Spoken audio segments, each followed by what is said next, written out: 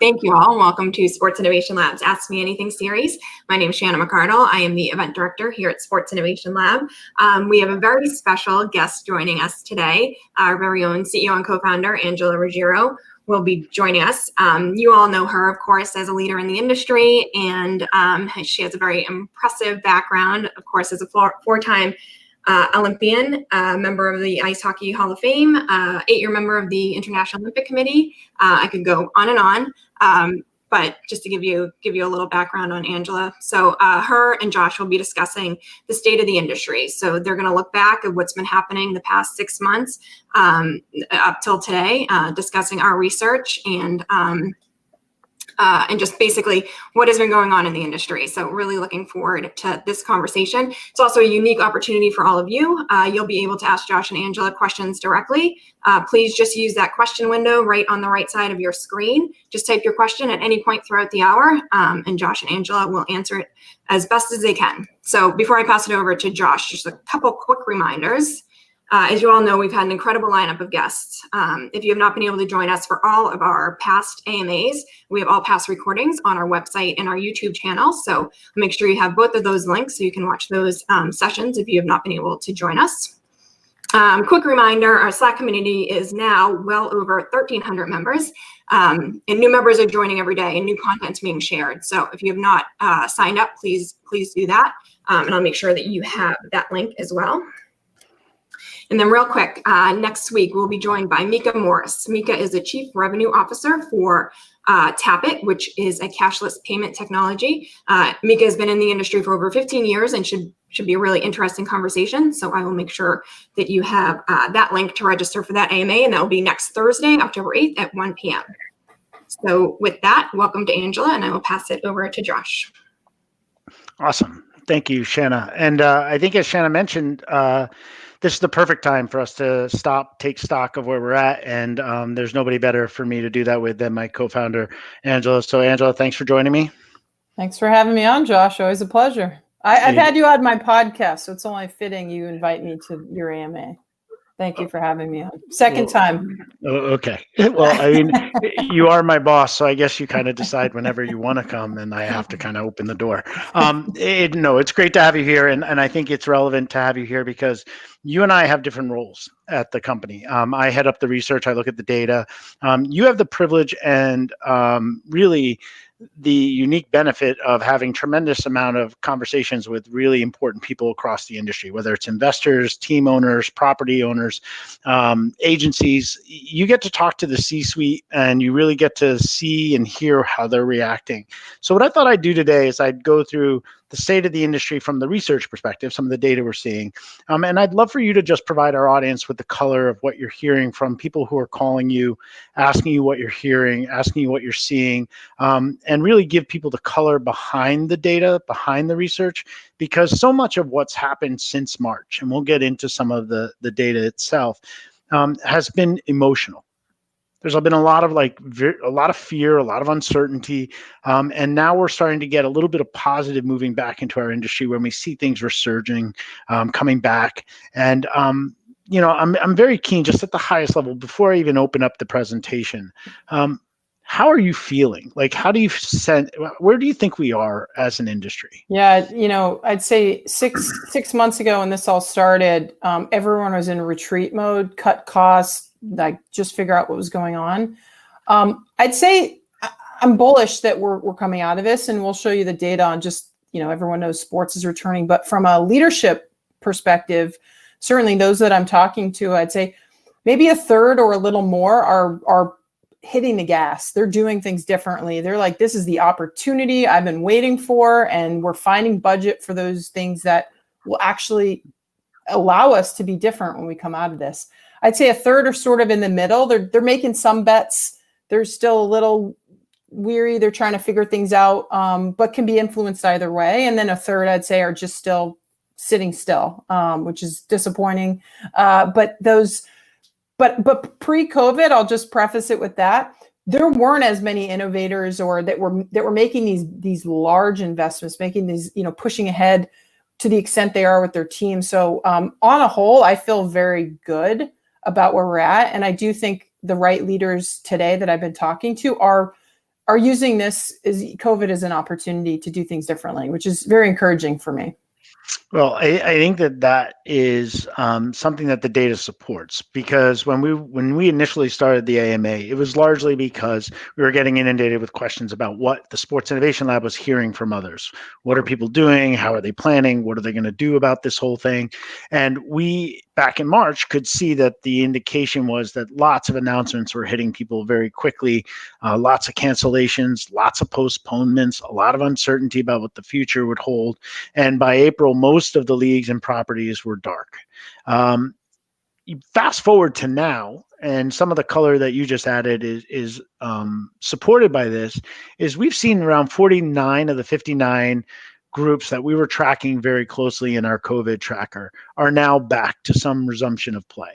Now, look, play looks very different. The venues are sometimes empty. Sometimes there's limited capacity. Some leagues have actually finished seasons. Many of them are in their playoffs. Obviously, the NBA, the NHL, Major League Baseball, all moving into their postseasons now. Things are very different, but leagues and teams and games are back. So I think what you're seeing and what you're hearing is that there is a urgency or an understanding that things need to move forward. So what we've done, and what I think is important to touch on in this call with you, is our recommendations for the industry, because we're at this point now where we've gotten back to play. People are trying to plan for the future. They need to make some decisions now, and they need to know what's going to continue to be a priority in the future.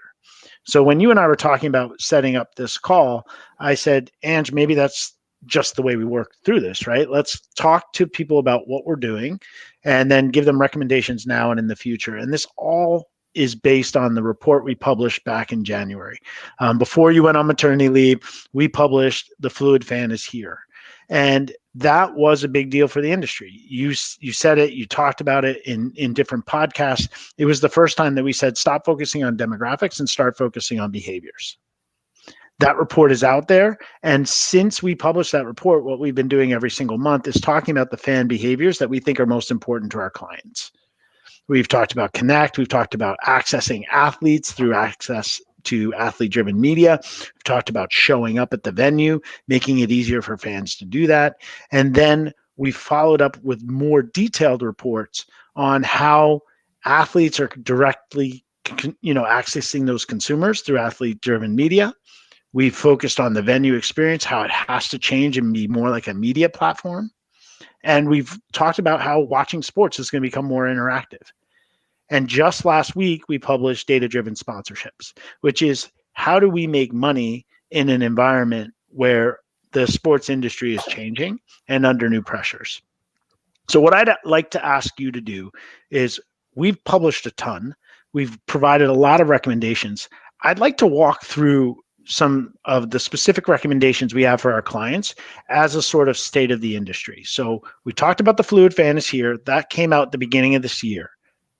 The key takeaway here was stop focusing on fans as a demographic and start focusing on the behaviors, the things that they do. And by doing that, you'll get a lot smarter about who the fan is and what they're doing. You've been on so many advisory calls with me, consulting engagements. You've been asked to speak at conferences. What's the one thing you hear universally about how well, whether it's a property or a sponsor, how well they know what fans want? Yeah, it's a good question. That's the question of the industry. Who is my fan? How do I better service them? How do I create the ultimate experience? So, I'm very proud of that report. The Fluid Fan is Here, because I think it helps the industry take a step back and say, well, what are you trying to do with your fans? What are you trying to enable them to do? And then what is the technology that will unlock that behavior and allow them to get there? But you're back to your question. It's really, I think, trying to understand their fan, and particularly during the last 6 months with COVID, the fan at home has been a big one. And how do we do things differently to service those fans? Which the broadcast, linear, OTT, everything. That's the bread and butter. That's the majority of revenue for most properties. there's a lot of interest there because we certainly don't know how long COVID will continue. And even if you can get fans back, there's a lot of steps that are, questions, if you will, to will those fans feel safe, even if we put in all these protocols in place. So the number one question I've heard, Josh, is who is my fan and how do I better service them at home? Well, I do think that that's one of those things, especially around the venue. When we were doing the report that we published back in March, it was about this idea that we don't know who's in our venue, and that the industry has been for a long time working on CRM systems to try to understand a lot more about what their fans look like than just their name, their purchase history, their address. And so we put this report out called Designing Breakthrough Venue Experiences. And it was done before COVID became a serious issue for the industry. And what we said was you have to make it easy for fans to get to the stadium. We focus very much on do the crowd intelligence, understand where the crowd flow is, address those bottlenecks, make it frictionless, do all the really easy things to get the fan through your venue so that they can experience the live entertainment. That recommendation has a very different feel to it now than it did back then, because the complications of getting into the venue are only going to be increased by all the things that COVID introduces to that process. Yeah, but again, I think this is the opportunity. You see how many groups are saying, 5G is a must-have. The basic infrastructure is a must-have now. And we've been saying that for years. Lay the plumbing, lay the groundwork so that you can better activate the fan experience, know who's in your venue, create that ingress, egress experience that we all want. But because of COVID, again, I'm very bullish now, and that report was spot on. It's not just the experience, it's now the safety.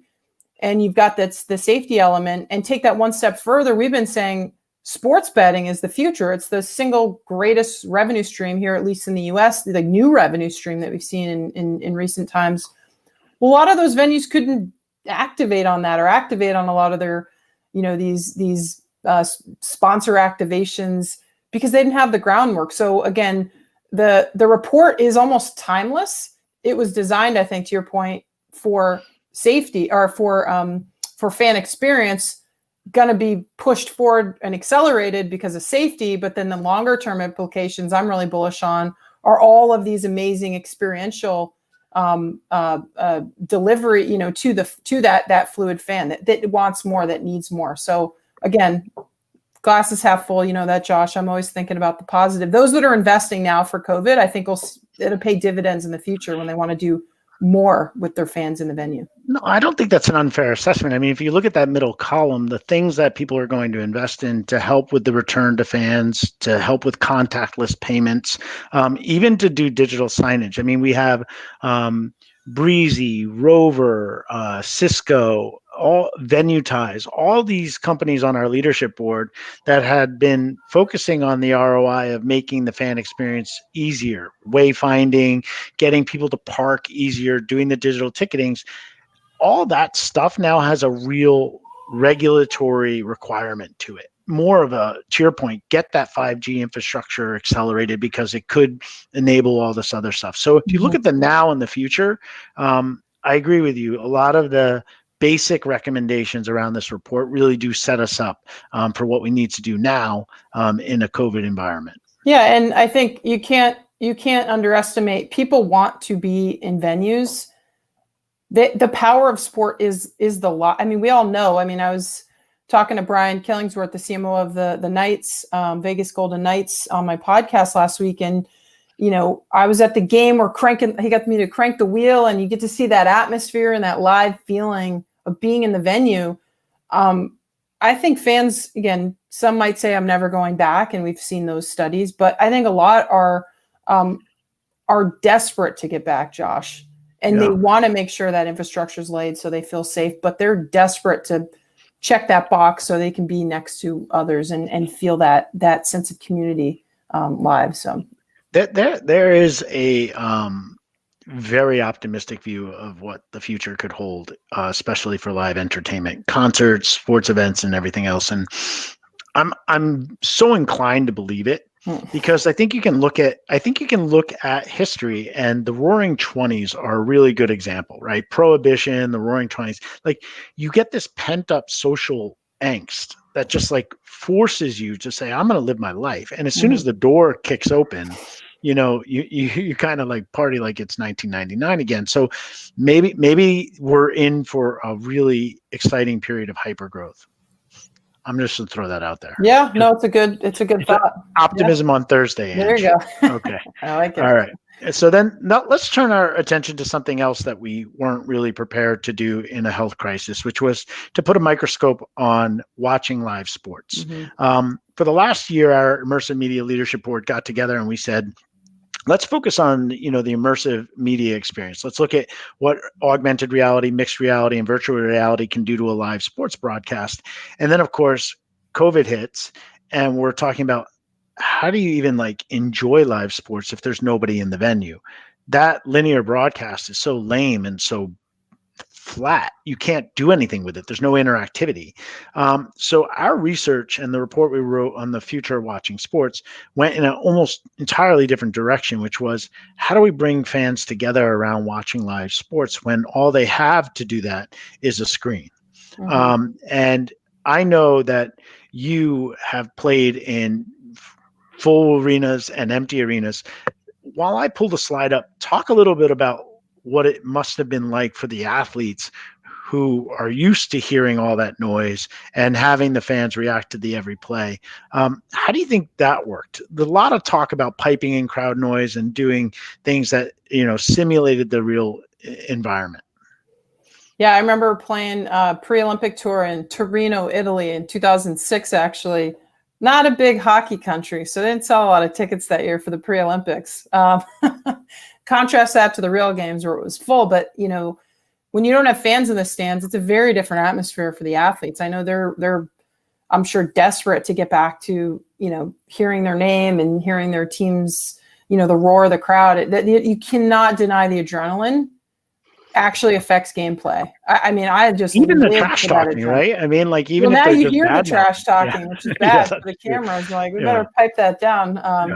No. I think the venue, obviously, the everyone wants fans. Believe me, no one more than the athletes. Athletes live for that. They want. I mean, I'm an adrenaline junkie. I think I became an adrenaline junkie by playing sports and hearing that every day, trying to duplicate that. But you're right. I think you're talking about the future of watching sports. I mean, your last comment about maybe fans will come in droves to the venue because there's this pent up demand. The alternative, Josh, is we've innovated. People are used to looking through a screen, including kids now that are doing school through screens. And we're going to be very happy watching sports through a screen. But as long as it's going to allow you to do things, your point, connect us, be interactive, create, these co-watch parties that we've talked about. So there's a lot of innovation I'm seeing happening here. We talked a little bit about, Live Like and DraftKings, Yahoo Sports. There's others that are MGM. They're,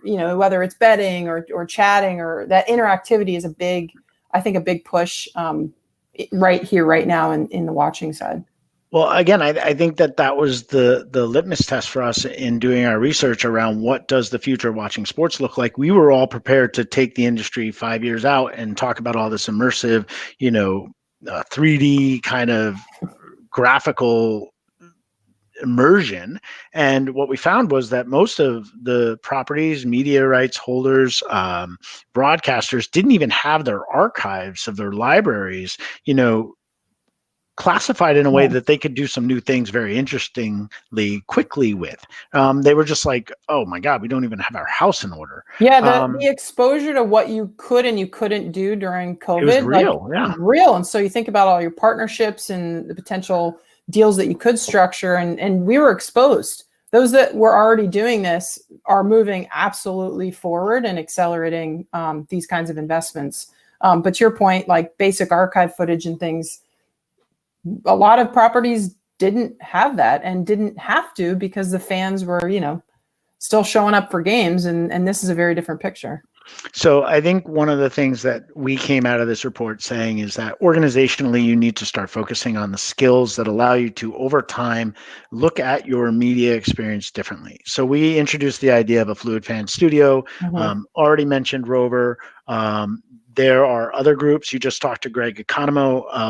There's these different groups that are coming about now that are producing media differently, that have an eye toward, how do we make it more interactive than just pumping out the linear broadcast? So this feels like it's also very timely in the sense of media convergence, getting different skills together, thinking about how that linear broadcast becomes more interactive. And to your point, setting the stage for DraftKings, MGM, Yahoo Sports, Live Like, and others to be more interactive.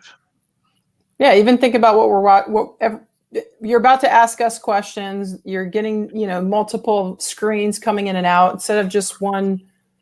I mean, I do believe 8K, when that comes along, I'm going to love to lean back with, watch sports and lean back. But the future is that leaning in, a lot of giving fans that agency to create, to share, to co-view. I mean, here you got a nice graphic up. That's what we've all come accustomed to during COVID, and again, I think is what we now expect in sports, because we're getting it outside. Think about all the platforms where you get to, have multiple people. Why can't you simply watch a game with multiple people? It's like, yeah. Well, because it's not simple, and that's what this Power Play Index really demonstrates, which is there are companies that have to specialize in co-viewing, co-watching, the interactivity of a live broadcast, because synchronizing the media stream with interactivity is a huge challenge. So this research we're putting out this month, this is really about the behavior of co-watching, and it's really emerged as this year's silver lining, because to your point, I think we are going to see this stick around. Whether people flood back to the venues or not, the idea now that you can do something like the image on the right, where friends from different places in the world can watch the same game at the same time and enjoy that, togetherness, is something we believe very strongly is going to be a byproduct of the current crisis. Yeah. So this is our Power Play Index for co-watch. So that brings us to sort of data-driven sponsorship, which is the report we just put out. You and I have been talking about how the industry is evolving, and one of the things that's holding us back is that sponsorship is really being done the way it's always been done, where the people who own the media rights, they sell those category level sponsorships. They get entitlements and naming rights to certain things, and they're the official sponsor of XYZ. That doesn't seem to be changing that much. And when we did research into this report, we found that a lot of people were like, it's not really going to change. They were very skeptical that it could change. You have a very different take on that. Maybe it's a little bit of your Olympian coming through, but it's also you just being very skeptical that we can't actually change this model. Do you want to touch on that a little bit before we go into this? We have to change. I mean, again, when I was an athlete, I used data. Knowing about who you are, knowing about the industry through data and insights is the future. This report, we tried to throw a bit of a punch because, it's going to be hard. Well, anything good in life is hard, right? That's the whole point. If you're moving away from just, again, slapping a logo on the wall, we all know data is the future, and that the sports industry is transitioning from being a sports event where you sell tickets to being a media platform, if you will. We realized, if we sell our broadcast rights, we can make a lot more money, to being a data asset, right? And if you think about it from those terms, you're going to form all your partnerships. If you're a sports property, think of all your channel partners, your sponsor, your media, your athlete, anyone that's part of your ecosystem. You're going to look and feel more like a Netflix, feel more like, what I get on Amazon, where they're predicting what I want. Why can't we get to a state and at least put a stake in the ground and say, okay, we can't do it overnight, but if we think of ourselves as a data business, we're going to be able to make more money. The pie is going to get better for everyone. And we're actually going to be able to provide a personalized, predictive platform, right? So that we can better service our fans. Again, Sports Innovation Lab, all we think about is creating breakthrough fan experiences through technology. Well, this is the future. Data-driven sponsorship, but data-driven sports, to me, is what what excites me. I think better understanding that fan and delivering in a way that actually is personalized to that individual. So I want to get to Julian's question in a second, but I also want to rewind what you just said, because I think you went quickly over something that is a really powerful point. I remember watching an interview with Wyc Grousbeck, one of the owners of the Celtics, and probably 2 or 3 years ago, he said in that interview, he realized that the Celtics were a media business. And for him, that was like a major aha, right? That for a long time, they thought they were in the events business. And now he's running a media business. And for Monumental, MLSE, Harris Blitz, you name it, like those ownership groups, they're running diversified media businesses because they have esports properties, events, all these different things. But you're saying now that there's a next phase, which is it's not an events business, it's not a media business, but sports should operate like a data business. Yeah, and I actually just had a call with the CEO of Clear, Karen. She said that it's an experiential brand business. Well, how do these brands create the ultimate experience? It's through data, right? So again, you can personalize whether it's your jersey, your media stream, your ticket, and the beer you drink in the venue. I mean, all of this can be personalized if you understand the fan, which is we don't do any of that today. We don't. It's a one-size-fits-all approach because, again, if you reread our fluid fan research, we've talked about the diehard, and the diehard was the lifeblood for so many years. And so they're going to come, they're buying season tickets, they're happy, they're going to pay what we're asked for, and we're going to cater to that audience. Well, again, core to Sports Innovation Lab is this fluid fan that comes and goes, and you have to do more to appeal to them. You have to do more to service them. They're open to change, empowered to choose, and constantly evolving. And if they're constantly evolving, we have to understand them. We have to understand what they want to be predictive in nature. So yeah, I think there's a big wave that's going to come. It's going to be data-driven. Again, the number one question, remember, Josh, some of those early interviews when we started this company, who is the fan? I don't know who my fan is. We're still on the precipice of figuring that out. And I think those in the ecosystem that really get that we're transitioning from a media business, if you will, to a data business, will do things very differently. All right, so let's answer Julian's question here.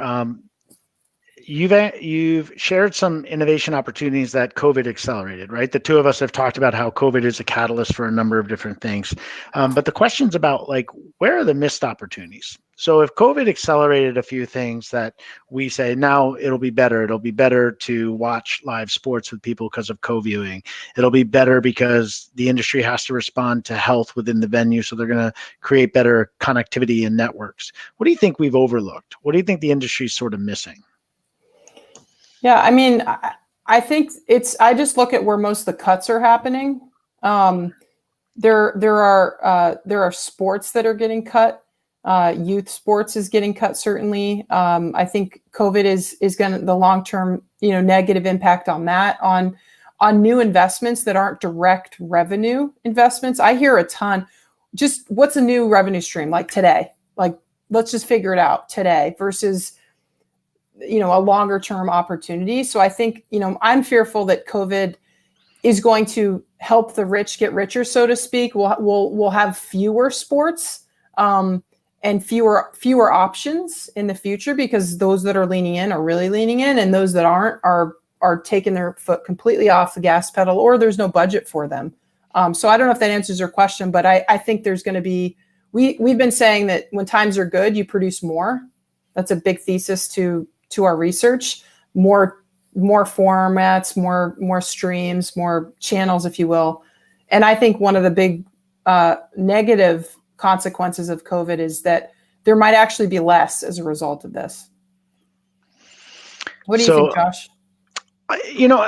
My heart and my mind goes directly to youth sports as well. I mean, I think the thing but I don't have an answer for that other than to say that it just exposed that those business models were not strong enough to survive this, and that the people that had a stake in making those successful weren't in a position to help. And you think about the apparel companies, Dick's Sporting Goods, Bauer, Russell, all the different kinds of equipment and youth sporting apparel, team, uniforms and stuff. You just wish they were more connected and it wasn't such a fragmented market, because then I think economically they could have helped those teams and those geographies kind of make it through this period of time. Yeah, and I sit on the board of World Rugby as an example. That's an international federation. You think about all the global bodies that oversee global sport.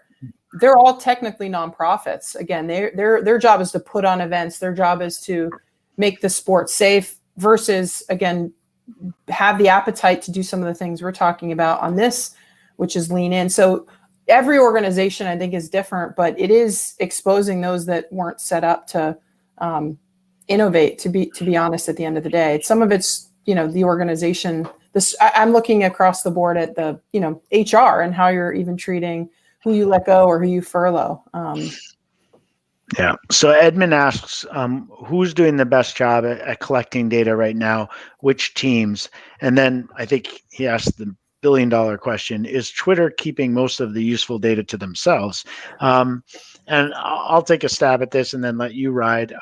First of all, we're building an innovation index that I think is going to be very helpful in figuring out who's doing the best job and thinking about running a data-driven property. So I'm very bullish on that research coming out later this fall, probably November, December timeframe.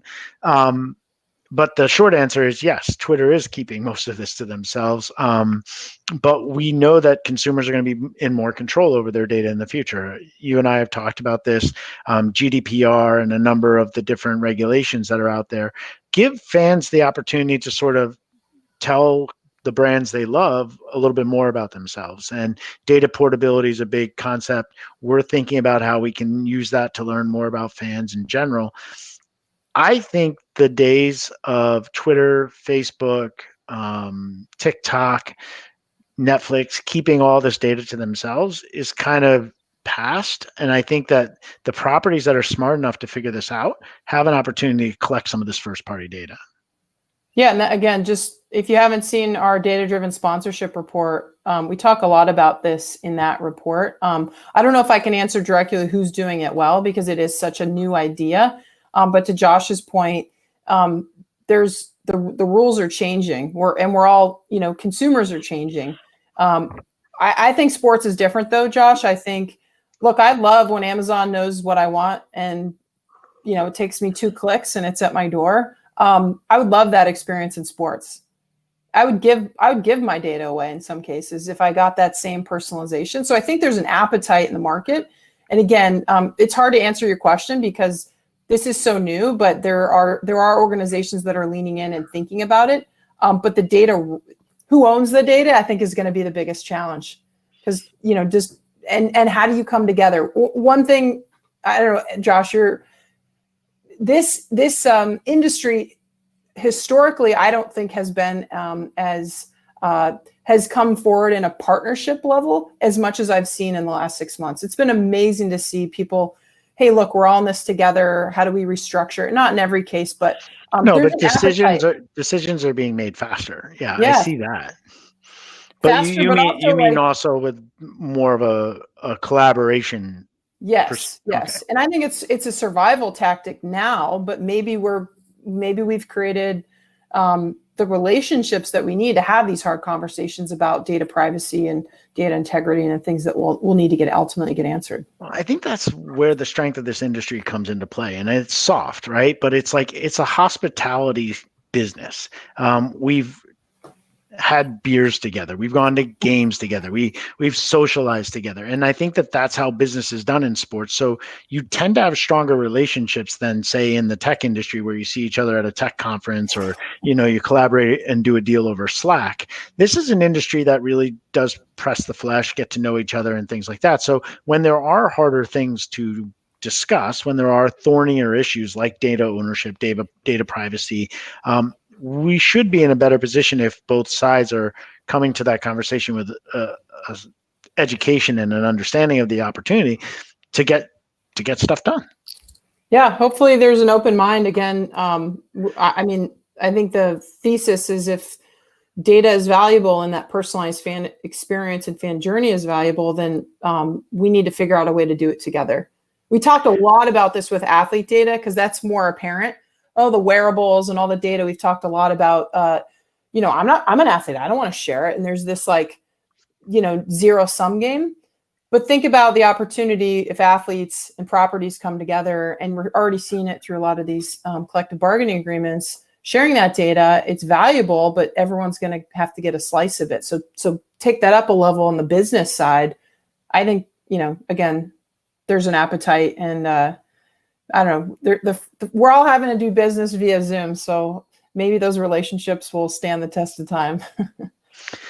Katrina asked a question that I think is also very relevant to the last report we wrote, which was we identified the fact that the off-field social causes are sort of taking much more prominence in conversations in partnership, but also in sponsorship activations, et cetera.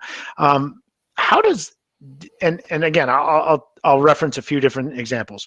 Nielsen just ran a survey that validates this. Athletes Unlimited just launched their league very successfully, very outspoken and very connected to a number of social causes.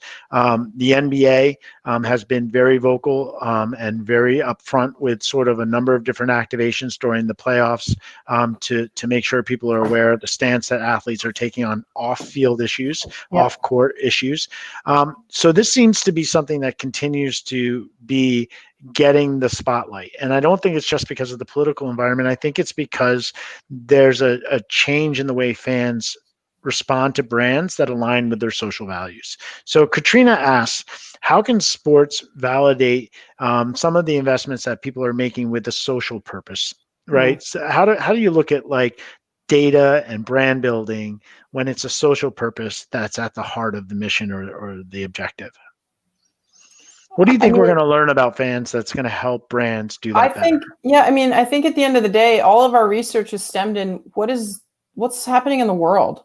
How are consumers changing, not fans? Consumers are acting differently. And again, you mentioned one of the core tenets of the fluid fan, they adhere to their values. So fluid fans, again, the diehard, you can do whatever you want, they're going to stay. The fluid fan will be like, you're not aligning with my values. I can't, that integrity is gone. I'm going to go find another team. And then at the same time, athletes are empowered to be influencers. Like that's what they are at the end of the day. And again, I talk a lot about how sports is a reflection of society. It just has that sort of mouthpiece, that platform.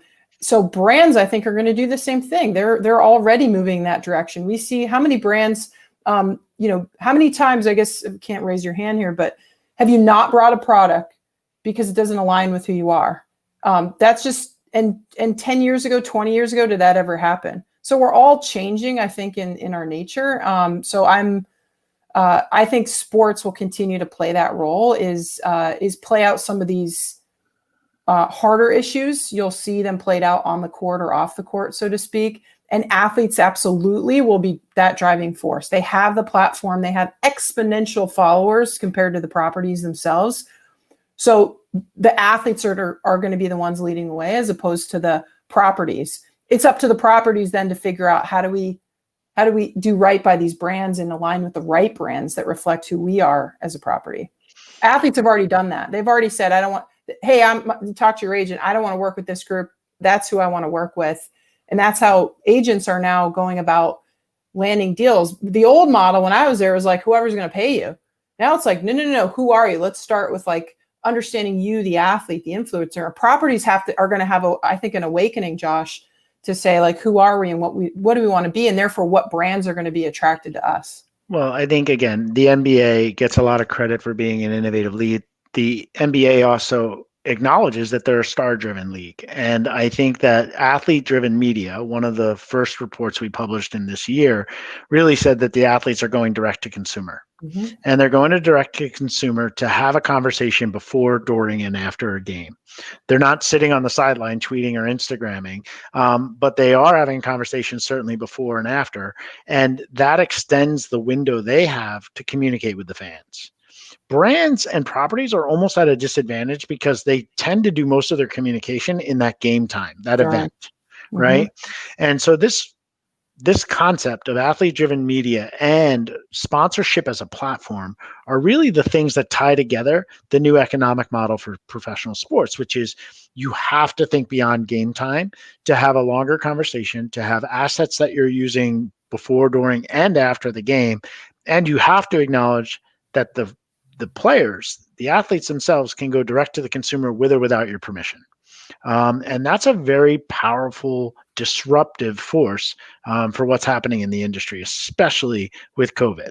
Yeah, and if you look at that bottom bar, before, during, and after, again, athletes are doing this already. Properties need to be incentivized, or brands need to be incentivized to partner with the property versus the athlete.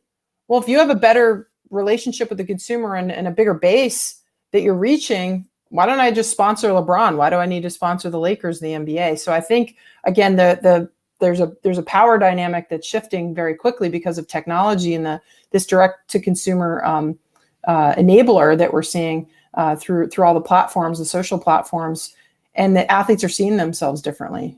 So again, that graphic you put up, Josh, I think is great because it's just underscoring we need to think differently as an industry. If you're talking about the property and the team side, and really, 24/7 activation, 365. Well, I think that was largely the purpose of getting you to join us here today, because we've published so many recommendations to the industry, really in response to what we see happening and some of the behaviors executives are exuding when it comes to making decisions, creating new partnerships, investing in the future. I sense what you sense, and I don't know, it's because I work with you every single day, but that there's more and more willingness to make bigger bets. And I can think of 3 or 4 projects we're working on right now, which are really big bets. And my sense is that what we've published this year is the foundation for how you win the fluid fan. And I'm not sure where we go from here, other than to say that it's time to start understanding who the fluid fan is, right? Yeah, I think it's great. I would encourage, you've been amazing, Josh, leading our research team and everyone at Sports Innovation Lab, our entire team. I've pushed you to come up with, the topics and the theories and, having our team extend out and listen to the industry. So we put it out there, and I would encourage anyone here that hasn't read those.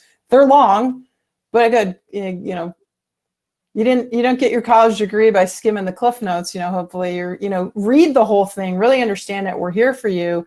And again, not everyone's going to get it. Not everyone's going to believe it. But those that do read it and say, you're right, athletes are the future, data-driven, everything is the future. Again, I think there's an opportunity to redo the sports industry. And that's at stake, honestly. I'm fearful. Again, we talked a lot about Fortnite and some of these other, we love esports, but what are we doing to encourage this industry to continue to flourish? We have to think differently, and COVID, I think, is that opportunity. Well, I do think that we're at a point where sports is back.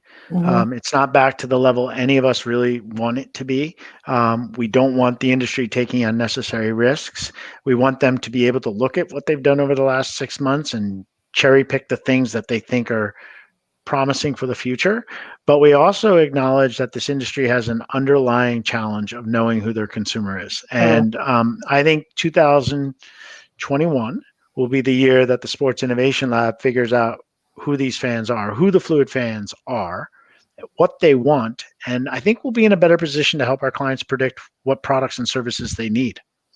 Yeah, couldn't agree more. It's that, we're looking for the data, we're creating the data, and encourage the rest of the industry to do the same. Because that is, we need to know the consumer at the end of the day. Every other industry does, which is mind blowing. Why don't we? How do we do that? And so thanks, Josh, for your good work. I know you're pushing away on that frontier for us. Well, if all I need to do is get all those wonderful things said about me, I'll invite you on every week.